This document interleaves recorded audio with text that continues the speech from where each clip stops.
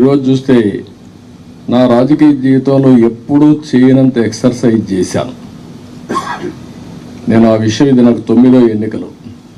9వసారి ఎన్నికలు పెట్టినప్పుడు సమైక్య ఆంధ్రప్రదేశ్లో కూడా ఇంత ఎక్సర్సైజ్ నేను ఎప్పుడు చేయలేదు. అంత ఎక్సర్సైజ్ చేశాను. 1,10,00,000 దగ్గర నుంచి అభిప్రాయ సేకరణ చేసుకున్నాను వివిధ సోర్సెస్ ద్వారా.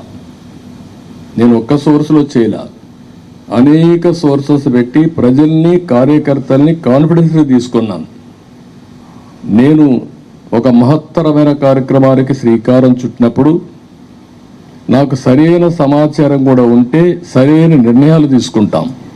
నాకు సరైన సమాచారం లేకపోతే సరైన నిర్ణయాలు తీసుకోలేమనే ఉద్దేశంతో సమాచారం తీసుకొని అన్ని కోణాల్లో విశ్లేషించిన తర్వాతనే ఈ 94 మంది అభ్యర్థుల్ని ఈరోజు వడబోసి ఫైనలైజ్ చేశాం.